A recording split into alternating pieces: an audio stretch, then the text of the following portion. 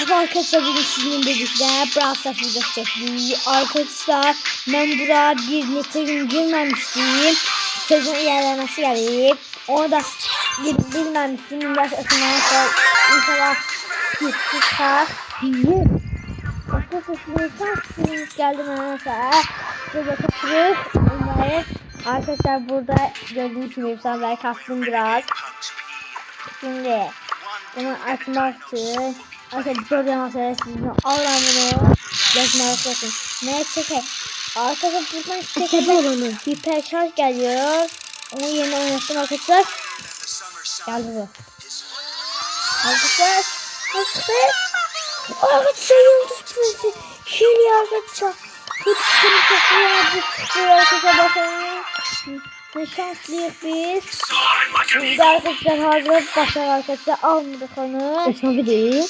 2700 ona kadar arkadaşlar. Seferci. Hem de o 2700 dakika. Mesela ben onu garip. Şenki şokosu. Bence bu. Ve kardeşim bugün seçim arkadaşlar. Orası. Şimdi de. Arkadaşlar.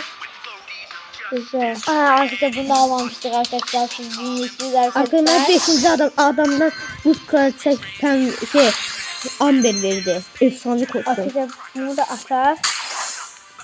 5'te şey verir. Kutu verir. Göreceksin. Ender çıktı.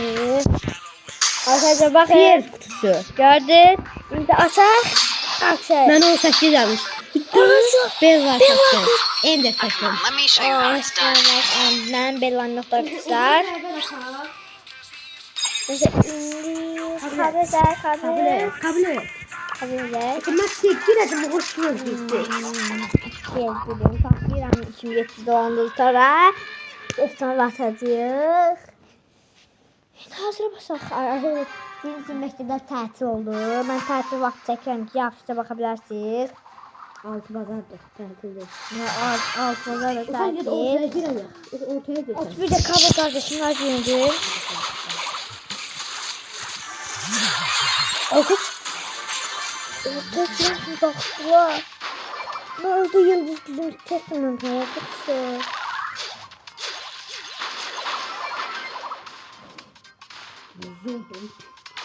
Arkadaşlar siz de söylüyorsunuz. Amber'i Ortasında 200. Arkadaşlar bunun böyle takıra. Arkadaşlar çıkıyor. Arkadaşlar boşanıyor.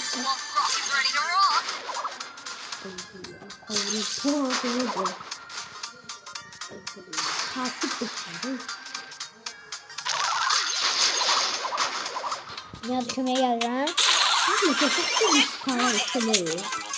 Nasıl aslında nasıl yine gelmeden var. Nerede devamında? Bunları öldürdüm. Ben bunu öldüğünü yaptım. Yok sana bombalıyorum. Akşam oldu. Bak anne bak. Güzel ne yazalım? Olsun ama ikinci. Hey. Toplama bakıyor. Toplama baktım. 53 para vuracağım bu görüntü. Şimdi bir nesli kazanımı alıyor. Arkadaşlar bir nesli kazanıp gelelim.